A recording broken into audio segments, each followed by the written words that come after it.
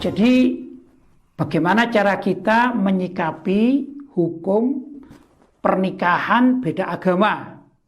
Ini akhir-akhir ini kan marak ya terjadi nikah beda agama. Sebenarnya di dalam Al-Quran itu sudah disebutkan, yaitu surat Al-Baqarah ayat 221. Pertama yang ingin saya sampaikan dulu, kita harus tahu tentang pernikahan beda agama, yaitu pernikahan antara seorang muslim atau muslimah dengan orang kafir. Kemudian kita juga perlu tahu bahwasanya kafir itu dibagi dua menurut literatur Al-Quran. Pertama yaitu kafir karena dia ini menyekutukan Allah. Misalnya penganut agama yang menyembah berhala dan tidak mengakui adanya Allah sebagai Tuhan. Itu namanya kafir. Yang kedua, ada orang yang tetap mengakui Allah itu sebagai Tuhan, tapi menyekutukan dengan Tuhan yang lain. Misalnya dikatakan bahwa Allah itu di samping Tuhan yang menciptakan segala isi dunia atau alam semesta, tapi Allah itu mempunyai anak. Dengan meyakini bahwa Allah itu mempunyai anak, apalagi kalau anaknya itu disembah, ini sama dengan dia walaupun ahlul kitab, gitu ya, karena mengikuti ajaran Nabi yang terdahulu, hanya saja pada akhirnya melenceng dari ajaran Nabi itu sehingga mengatakan bahwa Allah itu memiliki anak. Nah, ini namanya musyrik dan kafir. Begitu ya, dia musyrik karena menyekutukan Allah dan dia kafir karena tidak masuk agama Islam. Ini istilahnya ahlul kitab. Nah, sekali lagi, jadi di kalangan orang kafir ada dua ya. Pertama yaitu orang yang tidak menyembah Allah.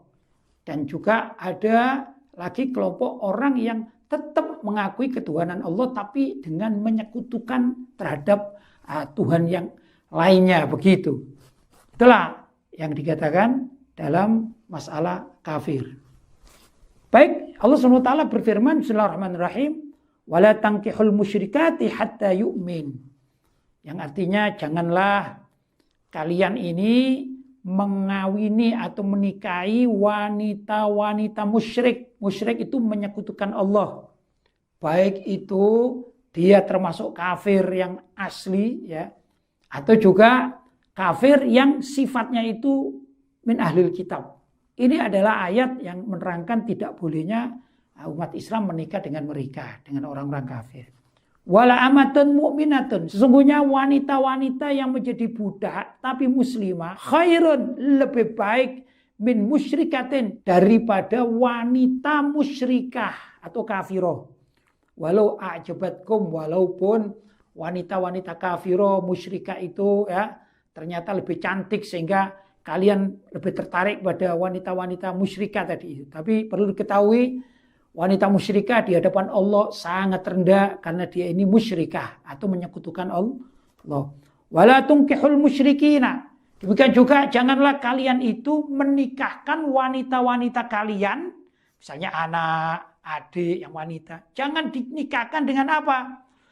Dengan kaum musyrikin, yaitu orang-orang yang menyekutukan Allah. Hatta yu'minu, sampai orang-orang musyrikin itu beriman kepada Allah atau masuk Islam. Begitu. Wal abdun mu'minun, sesungguhnya hamba budak yang mukmin itu khairun, jauh lebih baik min musyrikin, daripada orang-orang musyrik, yaitu laki-laki musyrik. Walau a'jabakum, walaupun si musyrik itu menyebabkan kalian ini senang, mungkin karena dia tampan, mungkin karena dia ini berpangkat, kaya raya gitu ya. Tapi kalau dia musyrik atau kafir maksudnya, maka budak mukmin jauh lebih baik daripada mereka. Ulaika yad'una ilan nar, sesungguhnya orang-orang musyrik kafir itu bakal mengajak kalian untuk masuk neraka. Wallahu yad'u ilal jannah, dan Allah sendiri yang akan mengajak kalian kepada surga, wal maghfirah biiznihi, dan juga Allah itu mengajak untuk kalian mendapatkan ampunan biiznihi, dengan izinnya. Wa yubayyinu ayatihi linnas, dan Allah akan menerangkan kepada seluruh umat manusia itu ayatihi, yaitu ayat-ayatnya, firman-firmannya, aturan agamanya, la'allahum yatadzakkarun, agar mereka ini yatadzakkarun, berpikir dengan jernih. Jadi jangan mengalahkan aturan Al-Qur'an. Konon Sayyidina Umar bin Khattab radhiyallahu taala anhu tatkala beliau menjadi khalifah, itu suatu saat kirim surat kepada salah satu dari sahabat Nabi yang bernama sahabat Hudzaifah. Yang mana sahabat Hudzaifah itu menikah dengan ahlul kitab non-muslim atau orang kafir ahlul kitab. Kemudian Sayyidina Umar menulis surat, isinya an khalli sabilaha, hendaklah engkau ceraikan. Begitu. Kemudian Sayyidina Hudzaifah itu balas kirim surat kepada Sayyidina Umar bin Khattab radhiyallahu taala anhu. Aharamun ya Amirul Mukminin? Apakah haram menikah dengan ahlul kitab? Wahai Amirul Mukminin? Nah, kemudian Sayyidina Umar bin Khattab menjawab lagi, a'zim alaika alla tadha kitabi hadza hatta tukhalli sabilaha. Fa inni akhafu an yaktadi bikal muslimun fayakhtaruna nisa ahlil zimmati li jamalihinna wa kunna bidzalika fitnatan li nisa'il muslimin.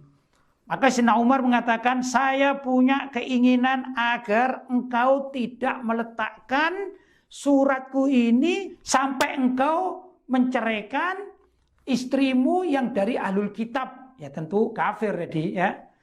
Fa inni akhafu, karena aku khawatir an yaktadiya bikal muslimun, nanti orang-orang muslim itu mengikuti apa yang kau lakukan wahai Hudzaifah, begitu. Fayakhtaruna nisa ahlil dhimmati li jamaliha, maka orang-orang muslim itu akan memilih wanita-wanita ahlul kitab karena kecantikannya. Wa kunna bidzalika, dan mereka ahlul kitab yang cantik-cantik itu bidzalika, dengan hal itu fitnatan linisa'il muslimin, akan menjadi fitnah bagi wanita-wanita kaum muslimin. Maksudnya nanti dikhawatirkan, kata Sayyidina Umar bin Khattab, nanti wanita-wanita muslimah itu nggak laku karena orang-orang muslim memilih ahlul kitab, kafir loh mereka ya, ahlul kitab dari kaum Yahudi atau Nasrani yang cantik-cantik, sehingga membiarkan umat Islam dari kalangan wanita itu tidak laku menikah. Barangkali begitu ya, ringkas ceritanya. Fatabayyana min dzalika anna Umar radhiyallahu taala anhu mana Hudzaifah minaz zawaji bil kitabiyati lima fihi minad dharar. Dari hal ini bisa diketahui bahwasanya Sayyidina Umar bin Khattab itu melarang sahabat Hudzaifah untuk menikah wanita-wanita kitabiyah, maksudnya ahlul kitab. Orang Yahudi itu ahlul kitab, orang Nasrani juga ahlul kitab. Kenapa? Lima fihi minad dharar, karena dalam pernikahan beda agama itu ada bahaya yang mengancam di belakangnya. Kalau laki-lakinya tidak kuat bisa pindah agama. Mungkin karena pengaruh dari keluarga si wanita yang kafiro itu sangat kuat, maka si laki-laki ini bisa pindah agama menjadi murtad. Ya. Atau kalau misalnya ini dibiarkan, maka lelaki-laki muslim itu akan memilih wanita-wanita kitabiyat yang cantik-cantik, sehingga bisa dikatakan wanita-wanita muslimah yang biasa-biasa saja bisa tidak ada yang menikahinya. Begitu yang dikhawatirkan oleh Sayyidina Umar bin Khattab radhiyallahu taala anhu. Memang menurut mazhab Syafi'i ada dua pendapat.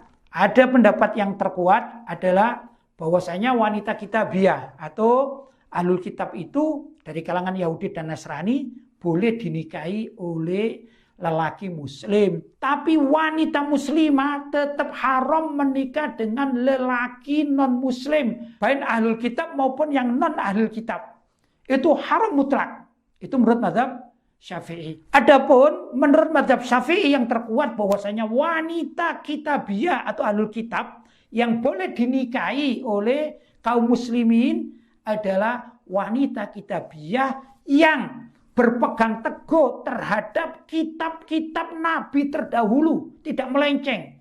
Yaitu misalnya kitabnya Nabi Isa, kitabnya Nabi Musa, begitu dan seterusnya, yang asli. Kenapa? Karena di dalam kitabnya Nabi Musa maupun kitabnya Nabi Isa itu mengajarkan bahwa nanti akan datang seorang nabi akhir zaman bernama Nabi Muhammad sallallahu alaihi wasallam. Tapi kalau wanita yang ahlul kitab itu mengingkari keberadaan ayat-ayat di dalam Taurat, Injil, termasuk juga Zabur misalnya, tidak mempercayai adanya kedatangan Nabi Muhammad SAW, maka secara mutlak tidak boleh dinikahi. Begitu menurut pendapat terkuat dalam mazhab Imam Syafi'i. Karena itu patut disayangkan kalau misalnya ada lembaga, apalagi resmi ya, kemudian memperbolehkan nikah beda agama. Yang unik lagi, tatkala orang tersebut dia kumpul kebo ya kan, dengan pasangannya tidak dalam proses pernikahan, diharamkan. Tapi begitu nikah beda agama yang hukumnya haram itu justru dilegalkan. Berarti sama halnya menolak kumpul kebo tapi melegalisasi perzinaan dalam konteks nikah beda agama. Ini sangat berbahaya.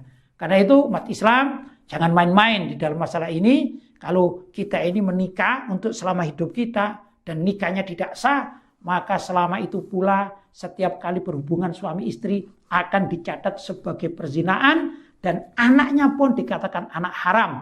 Maka andai kata yang lahir itu anak wanita dari hubungan pernikahan yang tidak sah, andai kata anaknya itu kemudian menganut Islam menjadi muslimah, ya, si wanita itu besok tatkala anak tersebut ingin menikah, maka tidak ada yang namanya nikah dengan wali ayah, tapi nikahnya dengan wali hakim.